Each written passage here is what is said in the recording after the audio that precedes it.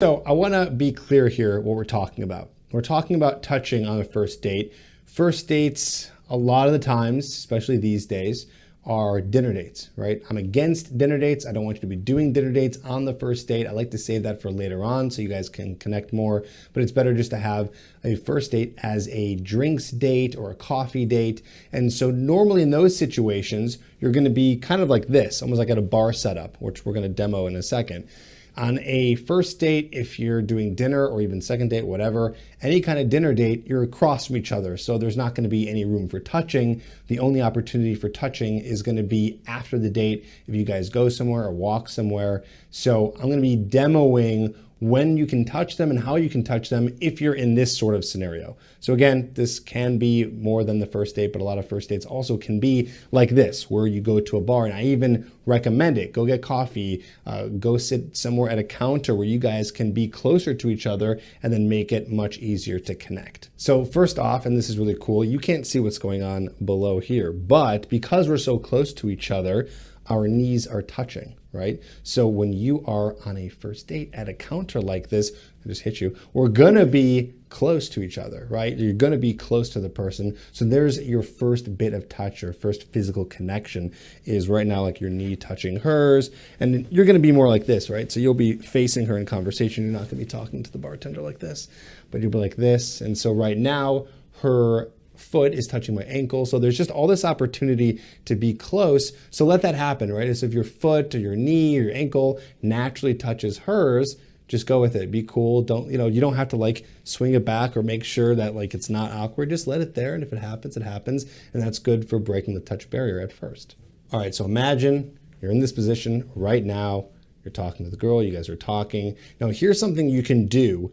And I only want you to do it if it feels natural. So you don't have to, but if it feels natural, and only a couple times. If you overdo it and it's too much, it's gonna be like too touchy-feely, like not natural, because no one's gonna be touching so much. Anyways, the thing I'm saying is, if you're talking to her and you feel like there's a natural kind of excitement or there's a natural reaction when you guys are talking, this is an opportune moment to then break the touch barrier again. So imagine you're talking, and then Megan says to me that she just traveled somewhere recently. Where did you go recently? Recently, I went to Miami. That's right, we did. We went to Miami. So imagine you're telling me that. I go, no way, when did you go to Miami? See right there, Very natural. You could do back of your palm, or you could do kind of like this, like, you went to Miami, that's awesome, when did you go? And you kind of just, as you're talking, you're gonna be touching, but then releasing. So you're not gonna hold it there for too long, but then just make the exclamation of whatever you're saying and then bring it back. Oh, no way, went to Miami, that's so cool. Or you can say, oh, I've always wanted to go to Miami, right? So you're kind of leaning in, getting a little bit closer and breaking that touch barrier.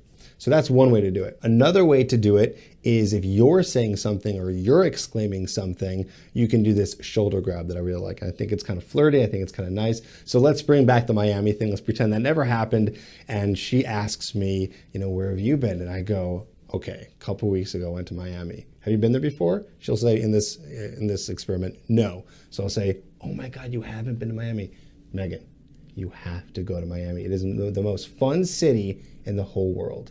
Or whatever you're gonna say, but it's just like that, where you have this opportunity to lightly, you're not grabbing, okay, you're not grabbing it, you're just kind of placing a cupped hand on it like this, and you're leaning in, and it's kind of nice, right? Like it feels nice, feels kind of comforting. Exactly, that's what we're going for. So you do it for a second, you say what you're gonna say, and then you kind of come back to the original position that you were in. So I would say if you're doing this, that there's only so many places that you're gonna be touching her on a first date, right? So I would say that right here, the arm, the shoulder, is probably all you're gonna do. Like, yeah, your knees might be touching, things like that, but you're obviously not gonna be touching her chest. You're not gonna be touching the outer arm over here, because that's just a weird reach. You're not gonna be touching her face. So that's pretty much your opportune moment if you wanna break the touch barrier. Definitely your knees, ankles over here. And of course, if you're sitting across from each other, it's just not gonna happen, right? That's more for if you're dating someone for a very long time or in a relationship, maybe you'll be touching, but not on a first date. And this is what I wanna say to you for any person who's had a good first date.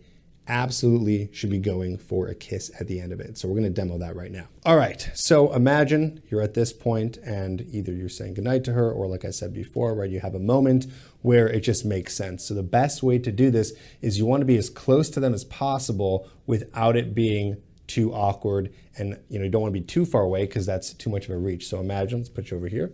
Imagine you're too far away and you're saying goodnight or saying goodbye. Like, to step in and do it, kind of strange. You already want to be there, right? So imagine I'm saying goodnight to you. We're already close. I'm kind of like this. I can be at a normal distance, so it's not, too close, but then you're going to move in a little bit, continue talking, wait for a silence, and then go for it, right? It's much more natural when you're already close to her. There's not much distance. If you have to go in too far, it's kind of weird. Also, you'll be able to kind of get an idea if she's going to want to reciprocate the kiss, depending on if you're going close to her and if she kind of backs off a little bit. So if you notice you're kind of getting close, but she's backing off a little bit naturally, that's her kind of saying like, I don't really want to be kissing you right now. Have you ever done that before to a guy? Sure. Yeah, so you've been there. Except with me. So that's how I want you to do it. Megan, thank you so much for being the guest of honor on today's video.